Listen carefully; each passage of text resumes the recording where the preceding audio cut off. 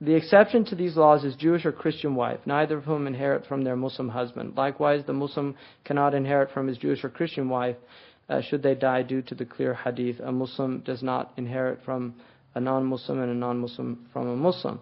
Another exception is marriage that was contracted when one of the spouses was already known to be terminally ill. In such cases, there's no inheritance between them.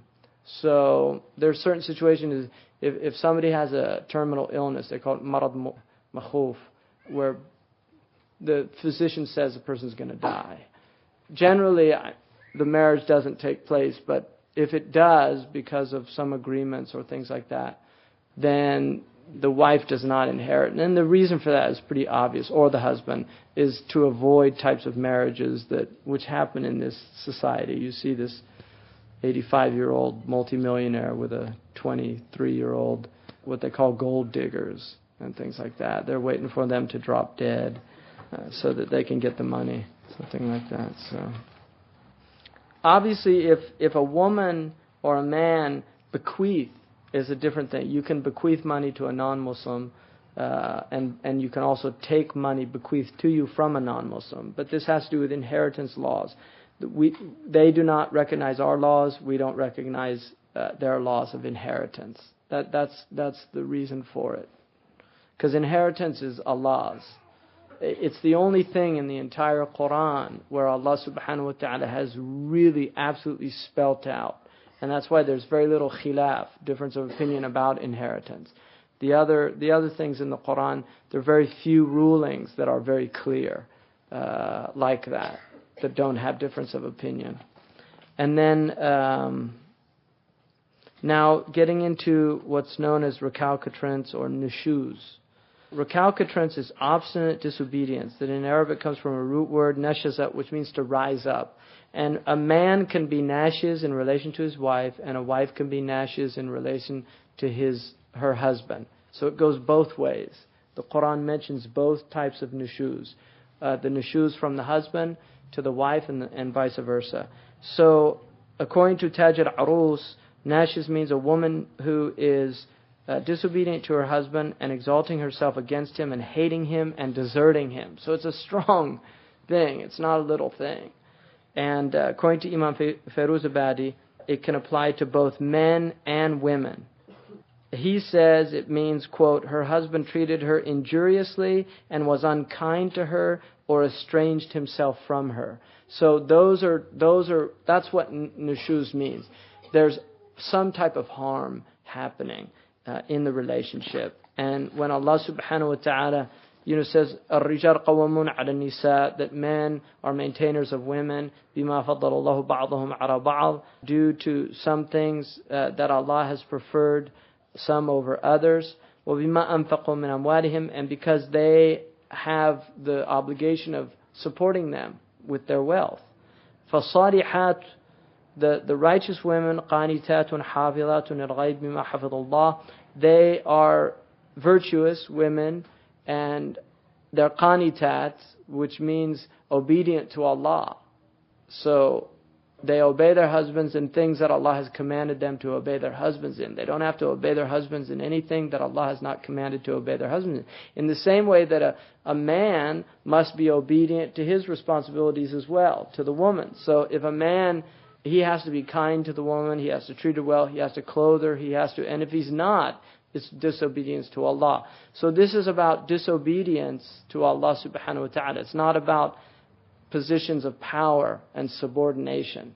And people should understand that, because this is really misunderstood and misinterpreted. And then Allah says, وَاللَّاتِي تَخَافُونَ نُشُوزُهُنَّ, and those who have gone into a state, even though it says that you have fear of their nushuz, it means that they've gone into this state of recalcitrance, that in that case, فَعِظُوهُنَّ, admonish them, talk to them. So this is the first stage of speaking to them about this, that this is a haqq, it's a right.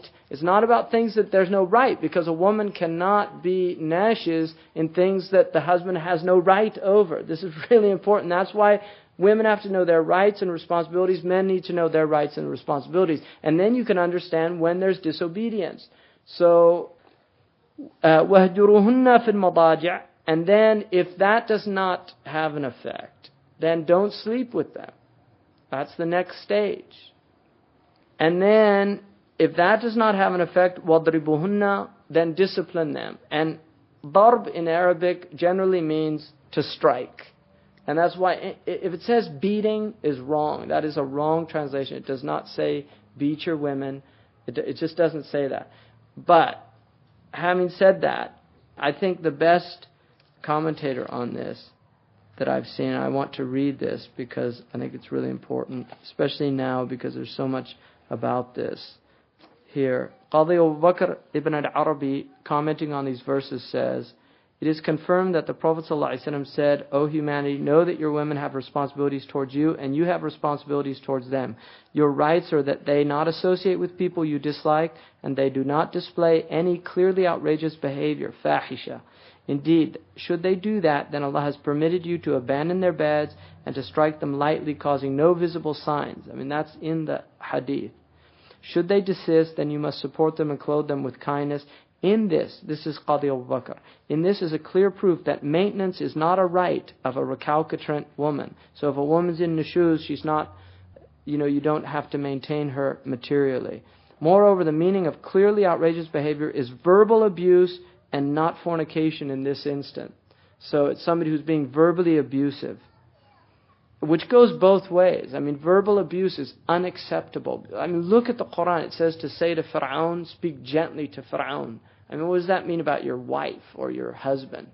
Right? If that's what Allah says about Fir'aun, who claimed to be God, I mean, what does it say about the person you live with and are supposed to be caring about and loving? And that's one of the major reasons for marital problems, is verbal abuse. And that's a mental cruelty, they call it, in American culture. It's grounds for divorce because people really can be harmed by it. And it's haram. It is haram to do that. Now, in this, the Prophet, peace be upon him, also explains striking, mentioned in the Quran, as that which leaves no visible effects and no traces upon her body. Right? However, now listen to this very closely. However, Ata said he should never hit her, even if he tells her to do or not do something and she disobeys. Rather, it means he should display anger toward her. Now, Ata is a student of Ibn Abbas, radiallahu anhu. Now, listen what Qadi Abu Bakr ibn Arabi says. This is from the deep understanding of Ata, because of his penetrating comprehension of the sacred law and its purposes in terms of knowing where the locations of juristic reasoning lie. He realized that the imperative case here is used to mean permissibility and not an injunction. He also determined it is detested, makruh, from another source, which is the hadith of Abdullah bin Zam'a, in which the Prophet ﷺ said, "I detest that a man should strike his wife when he becomes angry. Maybe he would want to sleep with her later in the day."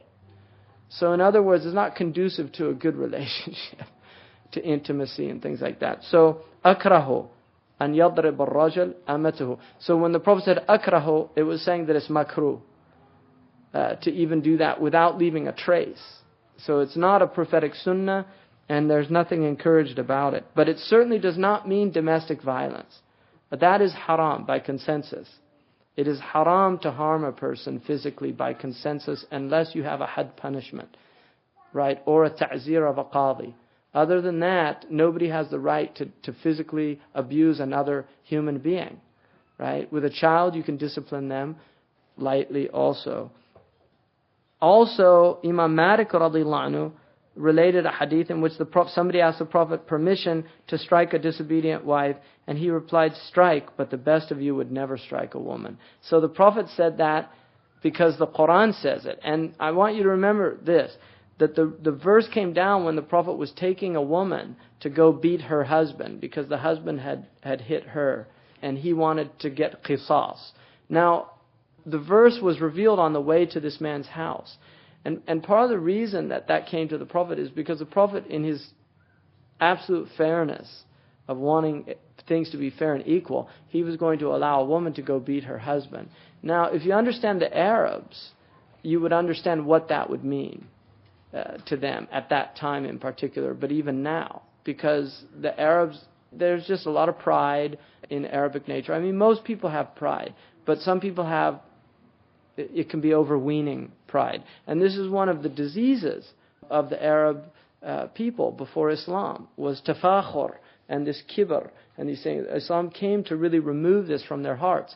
So had that happened, there would have been people that probably leave Islam.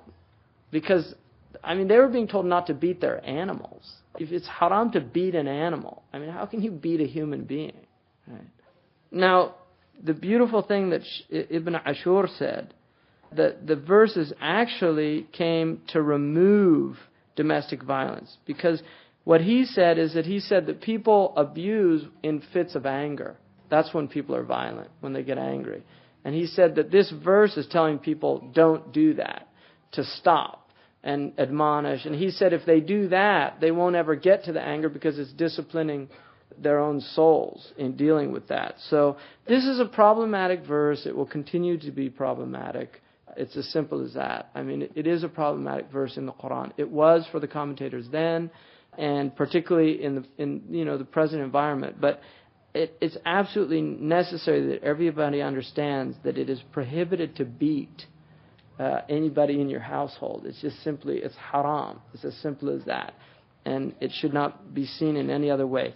This type of disciplining, some people can say, you see it in these old 1930s films where somebody's going on and on, they're screaming and something like that, and then, the woman will hit him or she'll hit her like a strike, and then they kind of calm down. And in some ways it's like that. It's like, somebody can get into a hysterical state, and if you just kind of hit them like that, snap to it, it kind of brings them back into their bodies.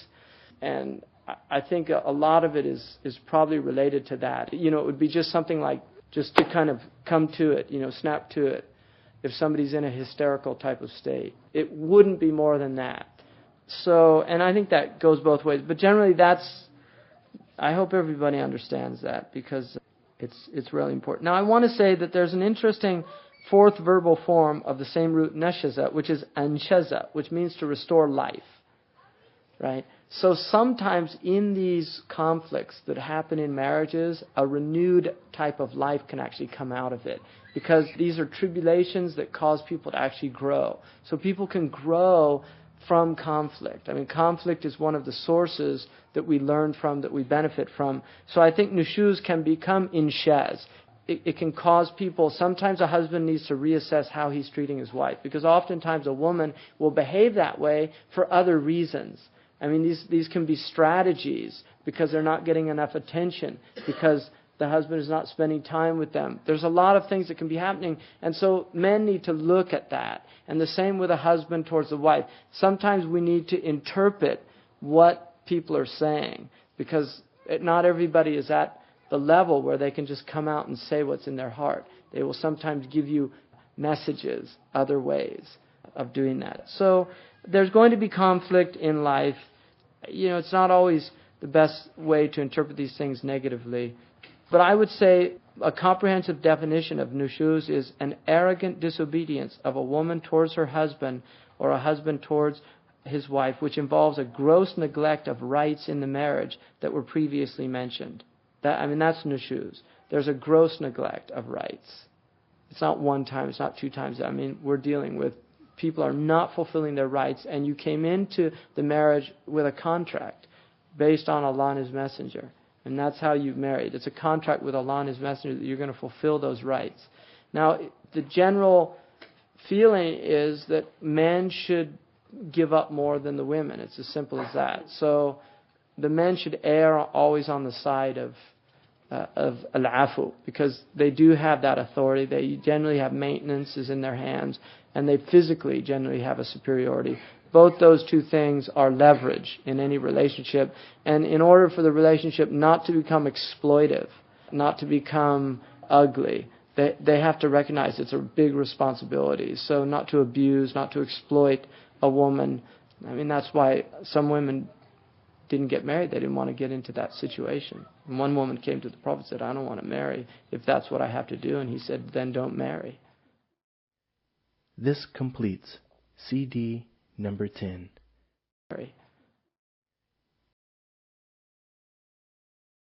This begins CD number 11. Surah An-Nisa, which is a Madani chapter that was revealed in Medina. And every chapter in the Quran is named after a word or some thematic context in the Quran. Invariably the name is actually in there, but it's usually, there's no name in the Quran that isn't for some immense reason. I think the thing about these verses that struck me, and I think would strike you also, is just how incredibly modern the Quran is. Ibn Umar radiallahu anhu was asked what was the best way to understand the Quran, and he said the passage of time. Just let time pass and the Quran will explain itself. One of the things that I'm absolutely convinced of is that the Muslims for some time haven't really had a dialogical relationship with the Quran and in actually looking at it as a book that's talking to them. It's become a devotional book where people read it for weddings and funerals, and in the mosque maybe they'll do a khatam, or devout Muslims will tend to read something every day. But the idea of really trying to understand the book, and the fact that the book is open to these multiple interpretations, is what's really, I think, fascinating, because it's always forcing the human being to really struggle to understand it. And that's what tadabbur is, and that's what ijtihad is trying to understand it. So in this chapter, which deals with the rights of women, which is very important, I mean, somebody pointed out, and I think it's very true, is that one of the women complained to the Prophet ﷺ about what she thought was sexist language, right? Which is very interesting, because people think that's some kind of modern concept, right? They think that it's women realized after centuries that language seemed to exclude them. And thanks to a group of academic ladies in America in the late 20th century, that problem has been resolved, or at least addressed. But one of the women came and she said, Ya Rasulullah, why does the Quran always just mention the men? And immediately after that, all the verses that were revealed that dealt with men and women added the woman in there. Al-mu'minun wal-mu'minat, al-muslimun wal-muslimat. To me, one of the beauties of that is that what it's saying is that you have to speak up. You have to look and think. It's not just going to be spelt out for you. And that was the beginning, because if you think in terms of what we have come to realize about the exclusivity of language, the fact that that was addressed 1400 years ago is something really extraordinary about the Quran. That was addressed, that it was recognized, and it was also part of the divine unfolding, that this is something that needs to be brought to people's attention in how they speak and in how they think. It's very interesting that that's in there. But if we look at 19, verse 19, in Surah An-Nisa, it says, Ya ayyuhalladhina amanu, O you who believe, and that's generally Madani and addressed to the believers. La yahillu lakum an tarithu an-nisaa karha. It's not permissible for you to inherit women against their will. Now, there's different meanings to this verse, and there's different reasons, but generally these verses, which come immediately after verses that deal with tawbah, the verses that precede this immediately is وَلَيْسَتِ التَّوْبَةُ لِلَّذِينَ يَعْمَلُونَ السَّيِّئَاتِ حَتَّى إِذَا أَحْضَرَ أَحَدُكُمُ الْمَوْتِ قَالَ إِنِّي تُبْتُ الْآنَ. That tawbah is not for people who've done all these evil deeds, and then when death comes to them, they say, oh, now I'm making tawbah. Tawbah is about redressing wrongs once you recognize them. Which does not mean that tawbah can't go up to the point of death. But the point is once you know that you're doing wrong, you better make tawbah. And don't delay it, because to delay tawbah is a wrong action. So the point here is that, forgiveness is not for those who do ill deeds until when death comes upon them, they say, now I repent. Nor yet for those who die while they were in a state of denial about Allah subhanahu wa ta'ala. And for those people, that it's prepared, this terrible punishment. And then immediately after that, O you who believe. So the point is like, this is redressing wrongs. And what tawbah is about is redressing wrongs.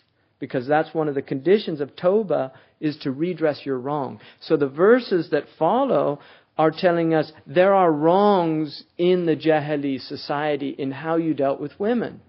And now these wrongs need to be redressed because we're offering a new way to people. And it's very interesting when the Prophet ﷺ, when Sa'd ibn Mu'adh radiallahu anhu gave the death penalty to Bani Qurayza for being treacherous in their war, because they'd made a treaty and then they were treacherous, they were judged according to the Torah, not according to the Quran. So it's like, if you want that way, you can have it. There it is. But this is a different way. And so the Prophet ﷺ, his way is the way of redressing wrongs, the way of teaching people a different way to be in the world. And so this comes because there were certain things that the Jahili Arabs did. One of them was that they literally used to inherit women. If their father was married to women, when he died, if they weren't their mother, they would just go and throw a garment on them and declare them theirs. And there were a couple of reasons why they did it. They might have wanted to marry them, but usually it was a financial. They would arrange a marriage for them and then they would take their dowry. So it was basically a way of just manipulating women for financial gain. And this was prohibited. But then there's another meaning to the Quran, and this is part of the extraordinary flexibility and power of the Arabic language, is it is not permissible for you to tarithun nisa'a karha, that you should take their inheritance against their will. Because that's another human problem. People don't realize this, but historically there have been incredibly wealthy women throughout Muslim history, because that portion of inheritance in Arabia right now, there are women that have immense wealth. And if that wealth is not protected, in other words, if you have unscrupulous men that are going to steal that wealth from the women, then their rights are not fulfilled. And there's an extraordinary book that I have that was written by a Moroccan scholar 200 years ago at Kiki. And he wrote it, he lived up in the Atlas Mountains, and he'd studied in Fes and come back to teach his people. And what they used to do is they used to, when a woman inherited, the male members, the agnates, would go and they would force her to sign over all her wealth to them, because they didn't want the wealth to go to whoever she'd married. So they would do this. And this is Jahiliyyah, but this is human beings. So Kiki wrote a book in which he gave a fatwa of the prohibition of any qadi accepting a document turning over the wealth of a woman to her agnates. And the reason that he did that is because he felt that it was so prevalent amongst these people that they needed to be protected. And so he considered it invalid until the qadi ascertained that she was not being coerced. So the point is that even though you have the practice, and human beings will often fall short of the practice, the role of the scholar in the society is to defend what's right. And that's why in the human condition, we always have this tension between the ideal and the reality. It's always there. And that's the nature of human beings. There will always be a tension between the ideal and the reality. And this is why Muslims traditionally, scholars, never went into government. And the reason they didn't do it is because that tension is no longer there, because the realities of government always fall short of the ideal unless a prophet is ruling. That is just a fact. And if you believe otherwise, you're being fooled by utopian theories. If you actually believe that it's ever been other than that, with possibly one or two exceptions to prove the rule, and they're students of prophets, which is the four khulafa, and then the great exception is Umar ibn Abdul Aziz. I mean, why is it that Muslims can't find any other example in the history of Islam of somebody that was ruling other than small tribal or clannish type situations that you find? I mean, that's always existed. Or very brief flash in the pan moments of a righteous ruler. Umar ibn Abdul Aziz lasted 2 years. You have people like Amir Abdul Qadir al-Jazairi, very short period of time. the Shaykh Uthman done for you, a very short period of time. And it's not sustained as an empire or sustained as, it's just an individual who happens to be extraordinary and is able to do that, which it just doesn't happen historically. So they're anomalous, and you should never, the Arabs have in the science of logic and in Bayan, there's a principle, الشاذ يحفظ ولا يقاس عليه, that something that is anomalous is always kept into consideration, but you never use it as a standard. You don't use the anomaly as a standard to measure things, because you'll end up coming to false conclusions about the world.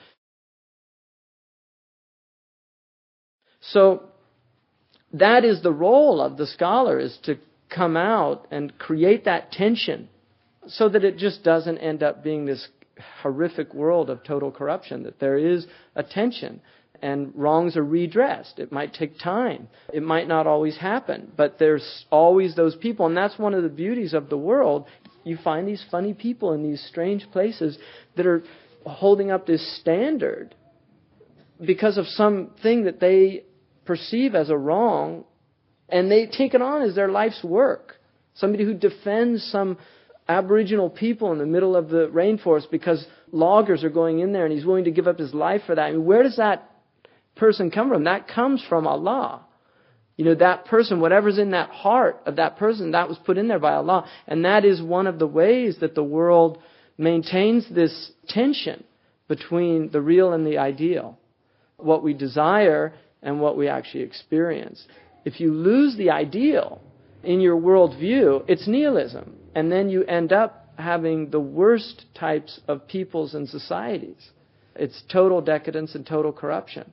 It's gone. It's over. And then usually very terrible things happen in those societies. They completely disintegrate, and then they end up either being renewed by the disintegration, which occurs when another people invade them and stir up everything and bring them back. I mean, this is Sunnah of Allah. Ibn Khaldun, who the Arabs hated because he told the truth. I mean, he was really somebody that was ignored for centuries in the Muslim world. It was the Westerners that actually realized his greatness. And that's the truth. And he suffered during his lifetime because all he was doing was saying, look at yourselves. He was showing them the reality of their societies. He was also putting a foundation for behavior that nobody had done before. I mean, he says, you complain about the Jews being the way they are. Well, treat anybody like you treat them and see how they behave. And that's what he said. You treat people like they're being treated and then see how they behave. And it's the same with African American in this country. People complain. You've got all these people that are complaining out there. Well, treat people like that and then see how they behave. Because usually those things that people do end up being strategies. And this is why women also, you look in the Quran, and this is something Muslims totally misunderstand. There's a verse in the Quran, إِنَّ كَيْدُكُنَّ عَظِيمٌ, that your plot is very vast, it's intricate. And the Arabs will use that to say this is women's nature. Well, look what the commentators say. You know what they say?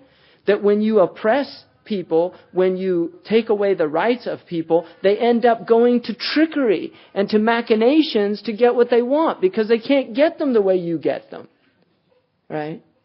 I mean, that's what that means. Because those women were living in a Jahili culture. That wasn't a society that is praiseworthy. And that Allah didn't say that. That's what the Egyptians said. Do you see? I mean, Allah recorded it in His book. But when Allah is quoting a non-Muslim in the Quran, it doesn't mean that that's the truth. And that's why when Sabah, the queen of Sheba, says, إِنَّ الْمُلُوكِ إِذَا دَخَلُوا قَرْيَةً أَفْسَدُوهَا, when kings come into a city, they destroy it and they make the high people low. Allah says immediately, وَكَذَلِكَ هُمْ يَفْعَلُونَ. And they do that. Allah says that, not Sheba. In other words, Allah confirms what she was saying. Because it might not necessarily be true. That's her remark. That's what happens. If you treat people certain ways, you get certain human behaviors because human beings have the same mechanisms working. We're not different. And that's the message of the Merchant of Venice. Right? That's what Shylock says to him. He's asking, why do you want this piece of flesh? I mean, what good is it? And Shylock just looks at him and he says, he mocks my religion, makes fun of me, laughs at my losses, is angry and envious about my gains. Right? I mean, this is what he does to me. This is how he spits on me, treats me like this. And he says, am I any different from you? Don't I have organs, hands, dimensions, all these things just like you? You poison us, we die. Tickle us, we'll laugh. Just like you, aren't we? Well, what do you do when people do cruel things to you? You want revenge. And then he says, are we any different than you in that? If you harm us, don't we want revenge too? I mean, it's not a spiritual response because revenge is negative. But his point is, look, you do it. And then you teach us the same thing and you expect us to respond with Christian charity when there's no Christian charity here. So that's the message. You treat people a certain way and you'll get certain responses. So these verses are about how you treat women. It's not permissible for you to force them, karhan, to give you their wealth. It's not permissible for you, if their husbands or their fathers die, to abuse them because they no longer have a male protector, right? Because they're often in compromised positions. And what's the next verse? وَلَا تَعْضُرُوهُنَّ, right? And don't constrict them. And don't prevent them. لِتَذْهَبُوا بِبَعْضِ مَا آتَيْتُمُوهُنَّ, in order that you can get something that you want, that you've given them, which refers to a dowry. But look at the word, وَلَا تَعْضُرُوهُنَّ. The word تَعْضُرُ means to ضَيِّقُ, to put constraint on it. But the root word is related to muscles. The adala is your muscle. So it's like, don't use this power that you have to oppress this person. Right? Don't do that. And in the other verse, when Allah subhanahu wa ta'ala, He says Allah is over you. In other words, you think because you're over this person, you can oppress them? Well, here's some news. مَا أَتَيْتُمُهُنَّ إِلَّا أَنْ يَأْتِينَ بِفَاحِشَةٍ, unless they do something فَاحِشَةٍ مُبَيِّنَةٍ, right? Unless there's a clear fahisha. Now, the ulama differ on what that means. Fahisha mubayyina, there's two opinions. One is that it's nushuz, which is, there's a perfect word for it, which unfortunately is not used very much. I mean, I use recalcitrance, but there's actually a better word. I mean, it's still considered a usable word, but it's contumely. C-O-N-T-U-M-E-L-Y. And contumely is almost identical to nushuz, because it means to harm or humiliate somebody with deed or word.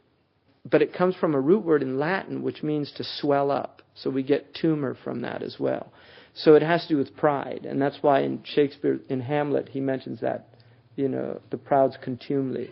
In Shakespeare, in Hamlet's soliloquy, he talks about the proud man's, this swelling pride that he has, that causes him to be cruel to other people. And that's what nushuz is, because neshaza means to rise up, to elevate yourself over somebody else. And a man can do it to a woman, and a woman can do it to a man. So some have interpreted it to mean that. Others have said, no, it means zina, and when it says, إِلَّا أَنْ يَأْتِينَ بِفَاحِشَةٍ مُبَيِّنَةٍ, unless they commit an act of adultery with 4 witnesses. That's what mubayyina means. There's no ambiguity here. But either way, even if it's nushuz, it has to be mubayyina. It can't be something you think is nushuz. I don't like the way she talks to me. In other words, this better be clear to everybody. When you determine what nushuz is, there has to be a universal standard on what that is, and that's based on the Sharia. I mean, that's based on those things, which I covered already. And then it says, وَعَاشِرُهُنَّ بِالْمَعْرُوفِ, and then live with them bil-ma'ruf. Now, the beauty of that word, bin ma'ruf, I mean, Allah doesn't go into details because, one, healthy people should know what a good way of living was. So how do you do unto others as you would have others do unto you is a pretty good rule. Is how do you like to be treated? Well, treat other people like that. So, ashiruhunna, live with them the way you want them to live with you. Treat them with dignity, treat them with care and concern, treat them with love, treat them with compassion, with empathy, all these things, right? وَعَشِرُهُنَّ بِالْمَعْرُوفِ. And it's عَشِرُهُنَّ بِالْمَعْرُوفِ. And this is to men, right? فَإِنْ كَرْهْتُمُوهُنَّ. I mean, some say that bil ma'ruf is 3 things and some say it's 4.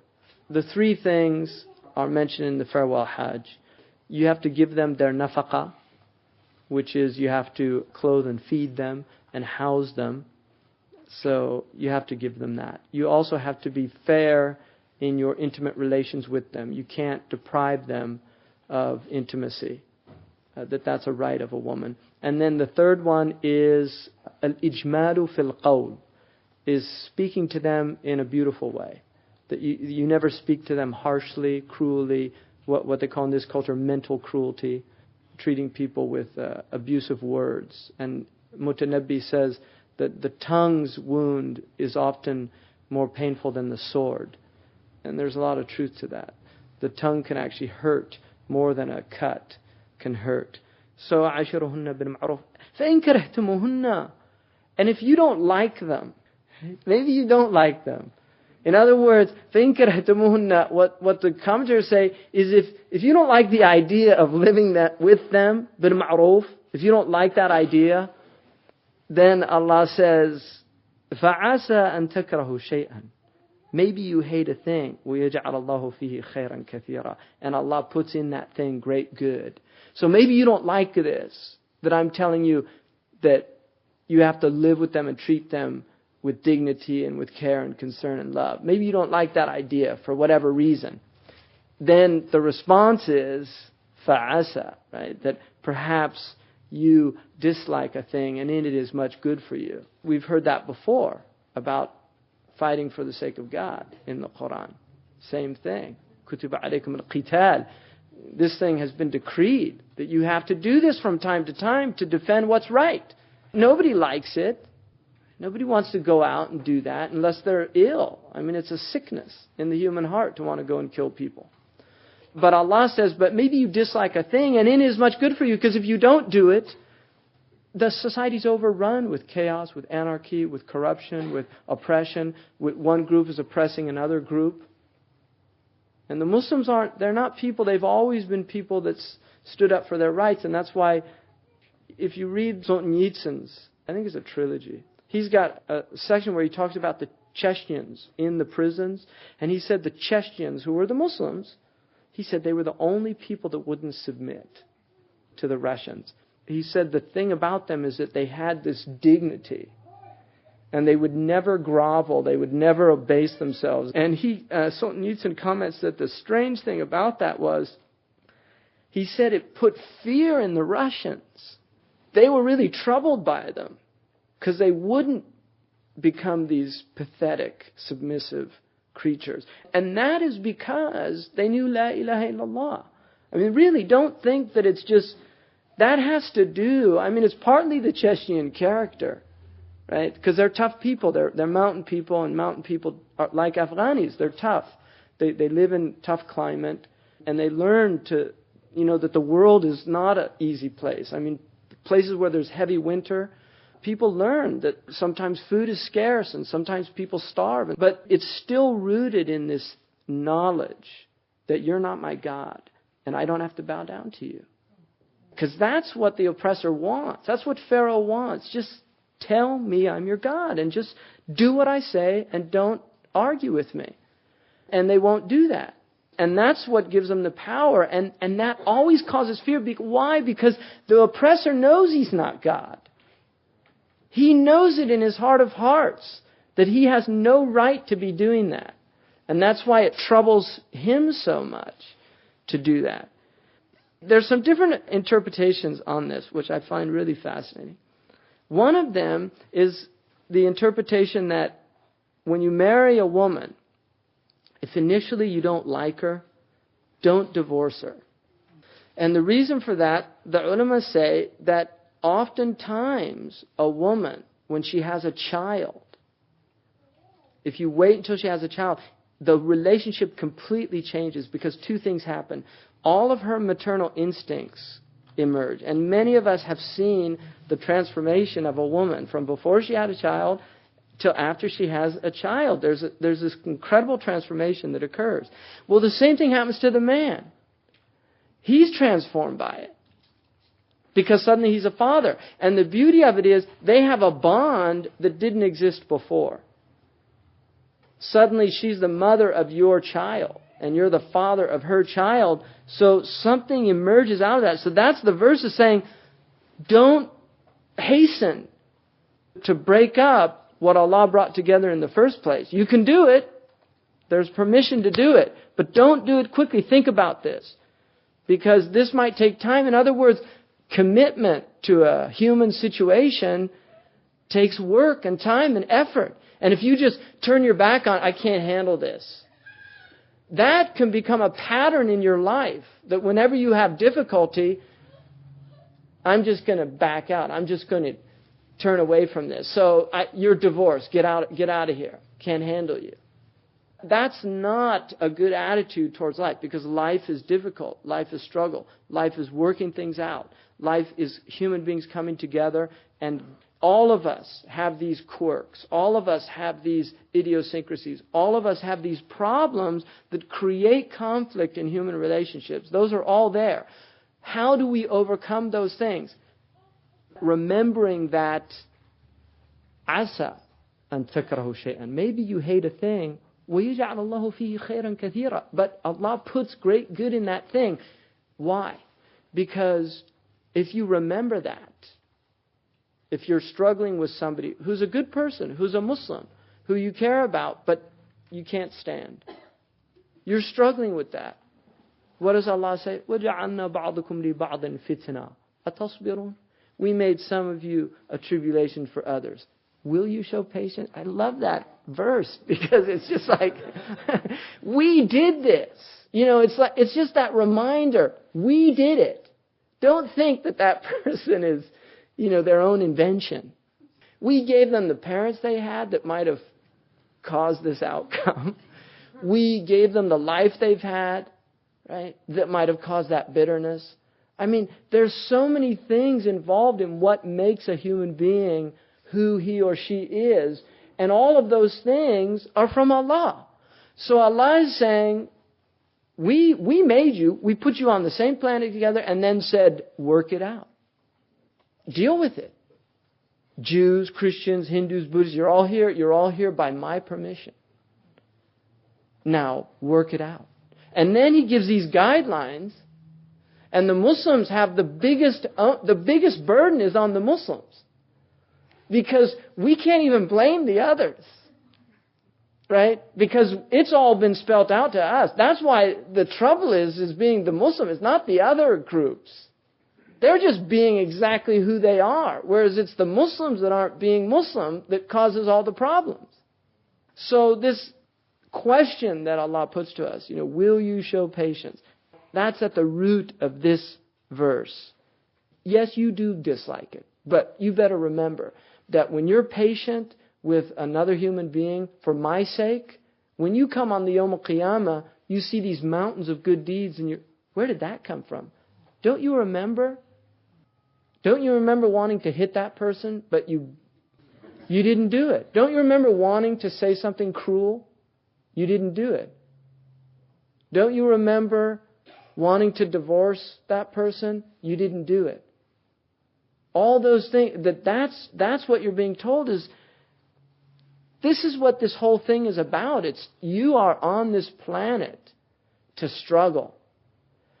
And if you keep in mind that the struggle is for a reason, that when that reality is manifested to you, when we remove all these veils and everything's perfectly clear, and then you realize, subhanAllah, when people go into paradise, it says in the Quran, قَوْلٌ مِّن رَبِّ الرَّحِيمِ Salam.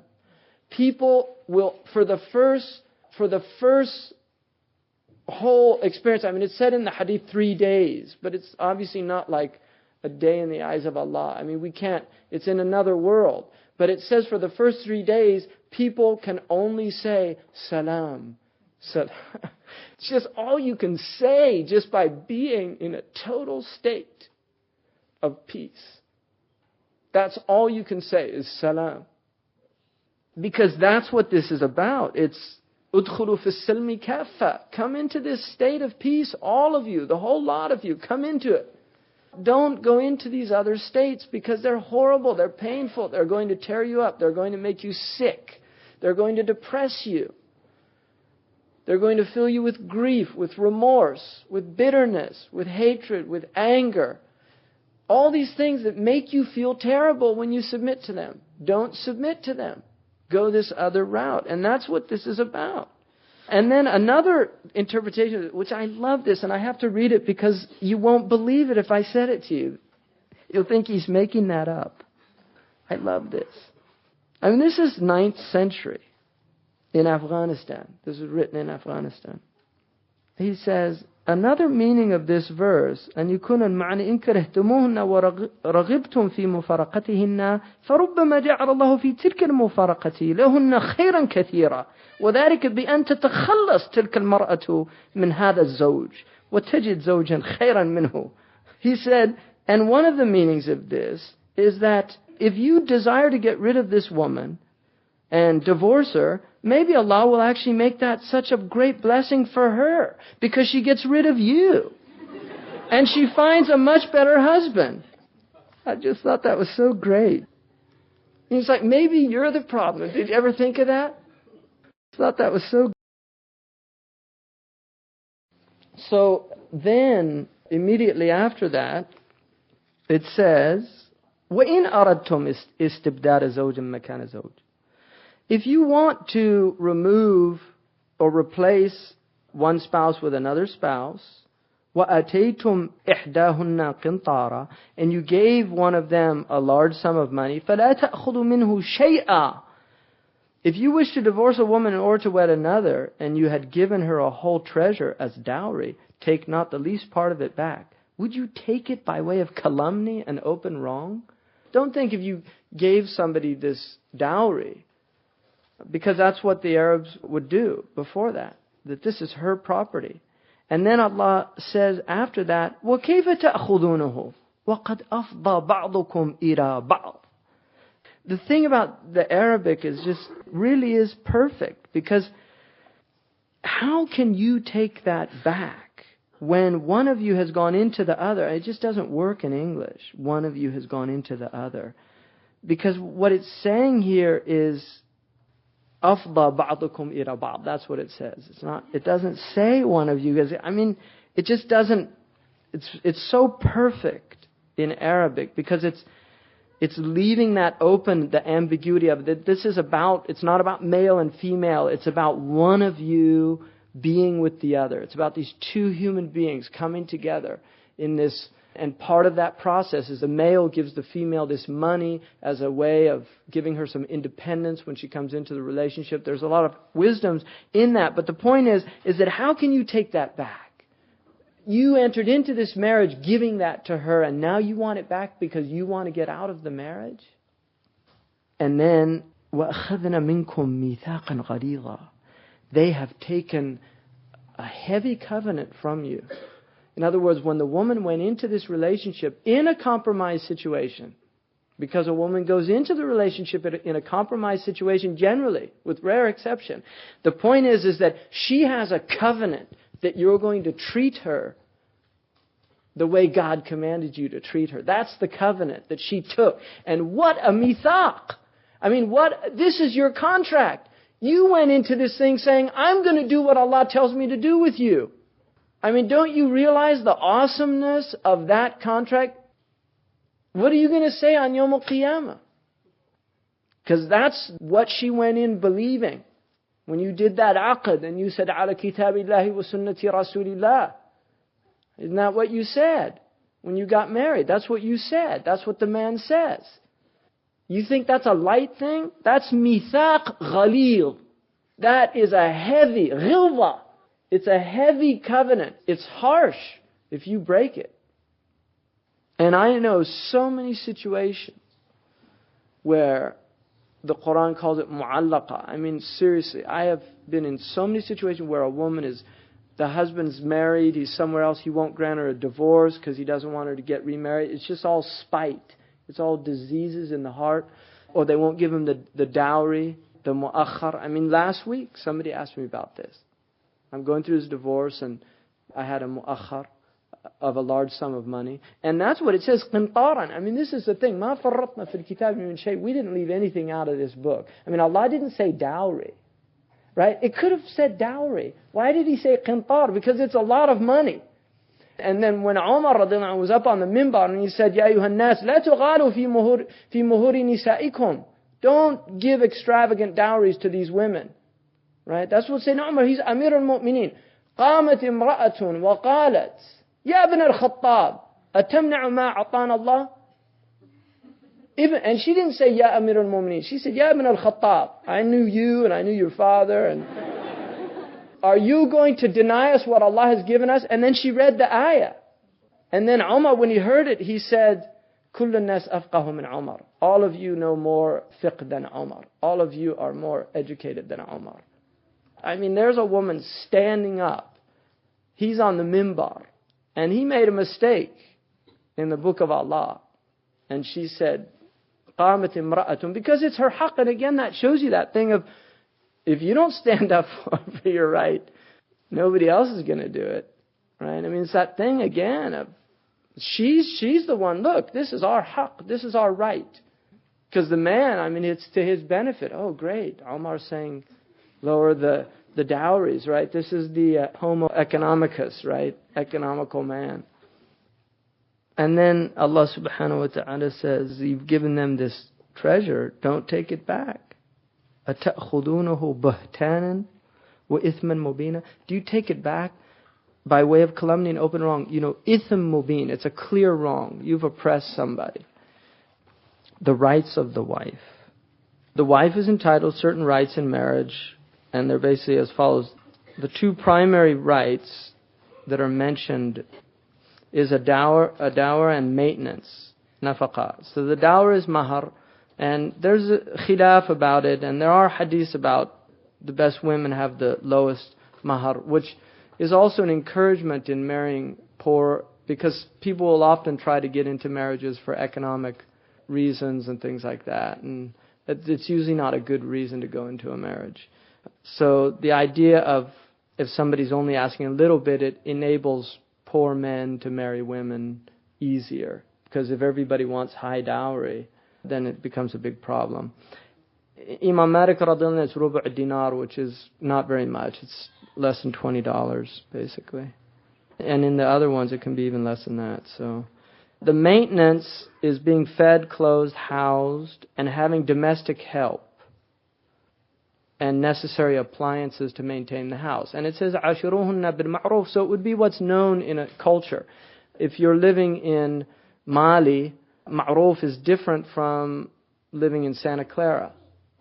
I mean, literally, you have to take in the urf of the place you're living. So the maintenance of a woman, you can't deprive a woman of the things that the society she's living in, people at her socioeconomic status are accustomed to. So if you're living in a society where women have washing machine, these type things, and that's the custom of the people, then she should be afforded those type of things. I mean, that's the idea there. And obviously, I mean, الرجال قوامون على النساء, men are the maintainers of women, that it's an obligation to maintain women for a number of reasons. Now, conditions that make binding upon the man, maintenance binding upon a man. If a woman has not actually consummated the marriage, so you had the aqd, but the woman didn't consummate the marriage, in other words, there wasn't sexual relations, obviously lawful sexual relations, then the man does not have to pay nafaqah. It's still on her father or her uncle or her brother, whoever the agnate relative that's responsible for her to do. And the reason for that, obviously, is istimta' is part of the haqq, the maintenance that comes out of him also getting his rights, and that's a right. And also, somebody who was married as a minor.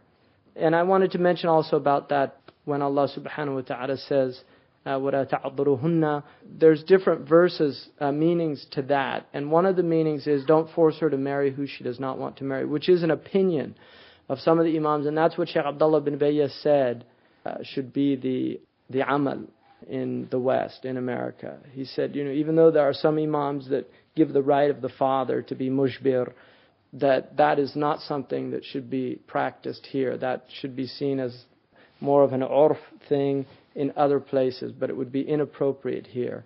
And that's nadaran lil ma'alat. It's looking at the consequences of actions. So, and that is a valid opinion. And I told you the hadith of the woman who went to the Prophet ﷺ and said, my father wants me to marry this man just to elevate the man's status a little bit. He's from the family, but from a lower, and he's making me do this. Do I have to do it? And he said, no, you don't. And then she said, well, I've already decided I'll do it, but I just wanted to show women that he couldn't force me to do anything. And that's the sound hadith. So there was a woman who wanted to show other women she was going to do what her father asked her to do, but she just wanted to show other women, you don't have to do this just because I'm doing it. This should be a choice. So that's there. But if she was underage, and I mean, if people say that, you have to understand it goes both ways. That the parents can marry a minor male as well. So it's not just the woman. It goes both ways. I mean, that's something that's very alien to this culture now. It didn't used to be. I mean, child brides were very common, even in America in the 19th century. You can read the literature about child brides and things like that. So things have changed, and that has to do with urf. Well, urf muhakkam, urf is something which is the custom of people, is taken into consideration. So the urf is taken into consideration there. So here, there would be things totally inappropriate. In Mauritania, for instance, a woman is generally an adult by the time she's 12 or 13, which is the way it used to be in most of the world. I mean, William Durant, and his wife's name was Ariel Durant. He married her. He was already an adult. He married her when she was 13. And she was his lifelong companion and helped him write those history books. So he wasn't a pedophile or a child abuser. It was an accepted norm at the time that he got married. Well, now it's seen as something unacceptable. So that's the urf of a people. But generally, that was not the case in the vast majority of the world, including here in the United States. And that's part of the problem with how moderns see themselves. They always assume that the way they do things is just better than everybody else. And this must be the best thing because we're doing it. Well, maybe it's not the best thing. Ariel Durant probably had a very rich and fruitful life. And if you asked her about it, would have she changed it, to have done this or that? It'd be interesting to hear. I can't answer for her, but... This completes CD number 11. For her, but... This begins CD number 12. If a wife has consummated her marriage, then she's entitled to maintenance under two conditions. The husband must be financially capable of supporting his wife. So if he was poor, that's rights for a divorce, but she can also relinquish that right if she has money and she can support him. So that's a possibility. And the second condition is that the wife is prepared to fulfill her legally binding responsibilities toward her husband as were previously related. So the responsibility, if she's fulfilling those, then she's entitled to maintenance. If she's not fulfilling her half. And it's a business contract. You don't fulfill your half, I don't have to fulfill mine. Now he can keep doing that. So that's the point. It just depends on who's giving who in the relationship. I mean, if you're in a business relationship, you can, if somebody owed you money on a certain date, when that date comes up, you can take legal action, or you can say, I'll wait on it. I know it's a hard time right now, I'll let you do it. I mean, can't people do that? So that's the idea, is that these are looking at the legalities of this, because generally it's not a sacrament. Marriage is, there is a sacred element to marriage, obviously, but it's not a sacrament in that way. It's seen as, it has that contractual aspect of it. And then the amount of maintenance to which a woman is entitled. The first is food, and the food should be palatable food, right? Not like dog food or something like that. It has to be good food, and it should be in accordance with what's ma'roof, again, in the socio-economic status of the people. So, the beauty of Sharia is that it really does take into consideration the socio-economic status of the individual. So if somebody is wealthy, they have to provide better food for their wife. And if somebody is poor, then they provide according to theirs. So it's done with that understanding. Now, the ulama differed about that, but generally it should be what's known in the place where they live, which is becoming less. Certainly here in the West, it's a problem because there's so much diversity now, which is one of the signs of the latter days. تختلف الأهواء. People's appetites begin to become very diversified. It's in the hadith, which is really interesting because you see that a lot now. So when Hind bint Utbah, who came to the Prophet ﷺ and said that her husband was miserly about fulfilling his duties, and could she take money from him without him knowing? And the Prophet ﷺ said, take what's reasonable. In other words, take what you have to do, what's ma'roof in the culture. So this is a haqq of a woman. Don't think it's not. This is a haqq. It's just like a wage. It's actually her haqq. And if you're not giving it to her, then you're oppressing her. So it is the haqq of a woman to have this.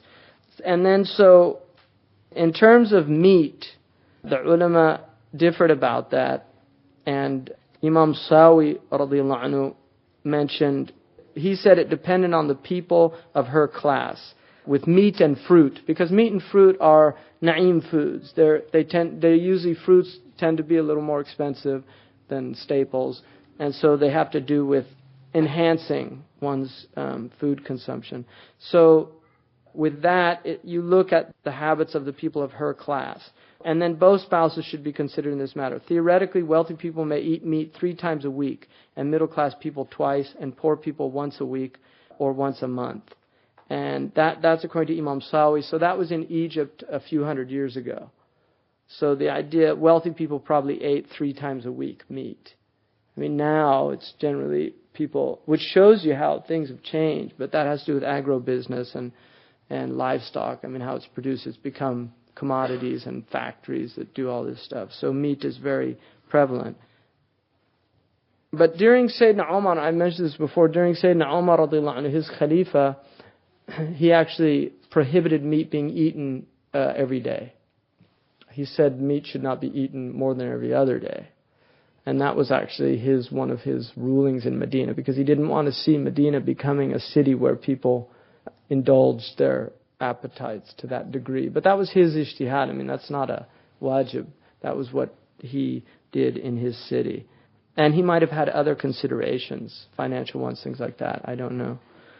But there's 2 hadiths in the Muwatta, and one of them, Sayyidina Umar saw a man, and every day he would buy meat.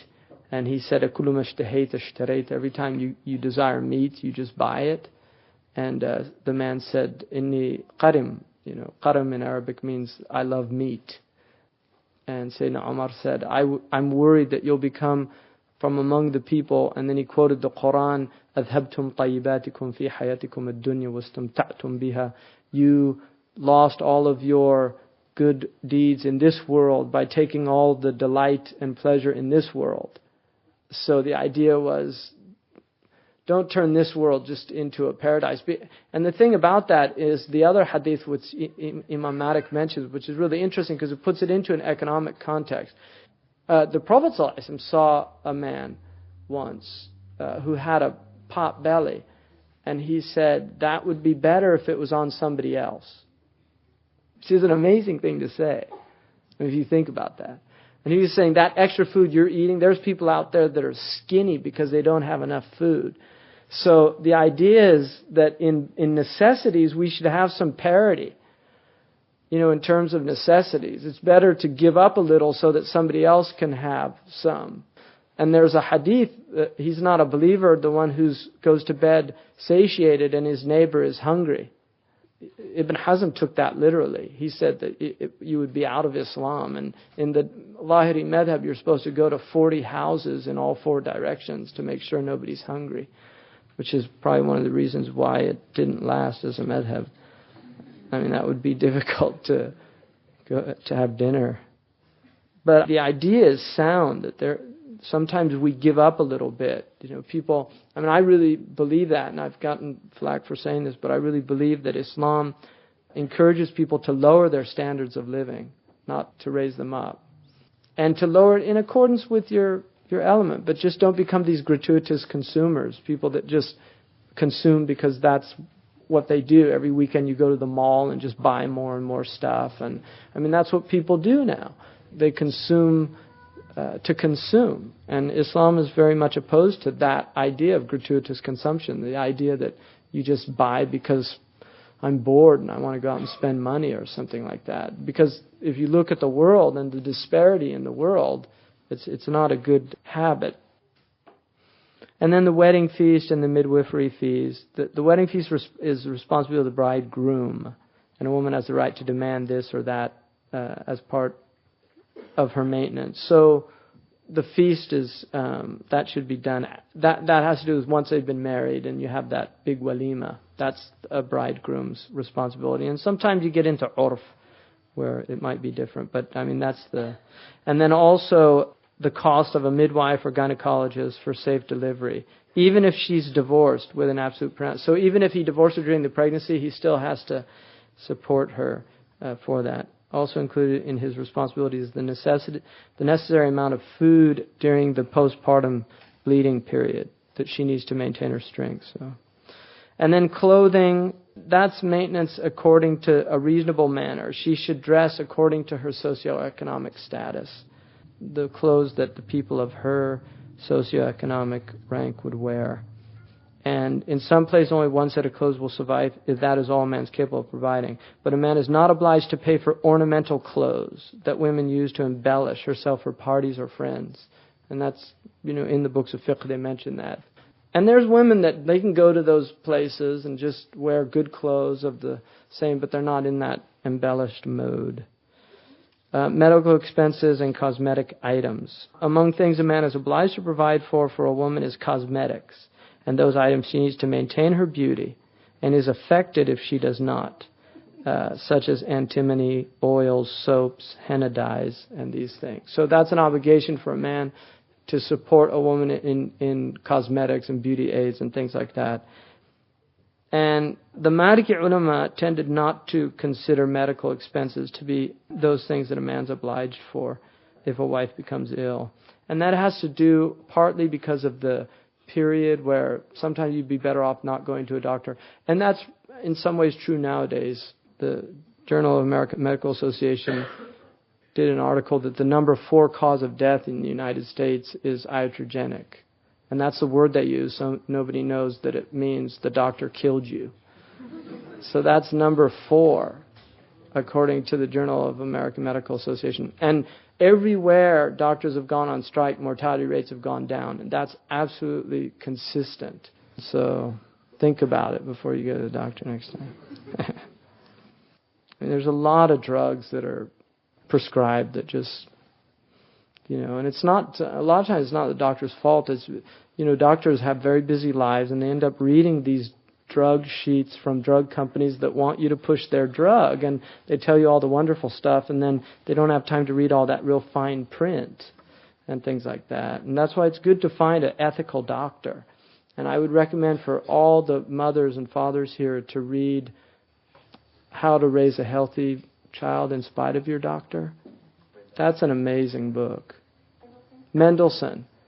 And he was a pediatrician for like 50 or 60 years or something. And he was on the board of certification for pediatricians in Illinois.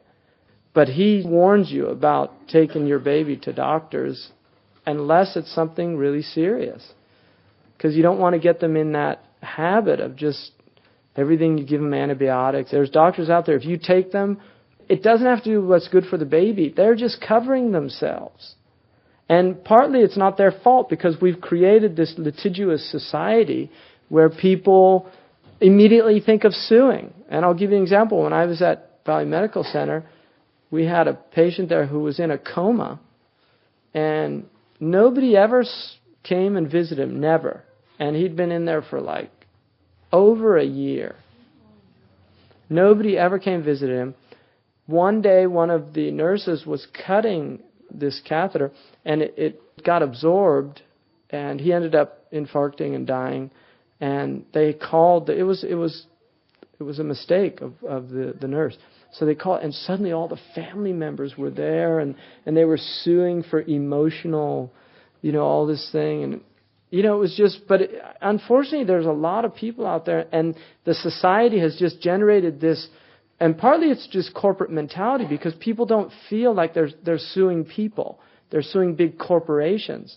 But who do the corporations get? You end up paying. It's all of us that end up paying for it. That's what people don't understand, is that the system is worked out. The corporations, they won't eat their losses. They get it for other people to eat their losses. So it's a very, very terrible cycle that people get into.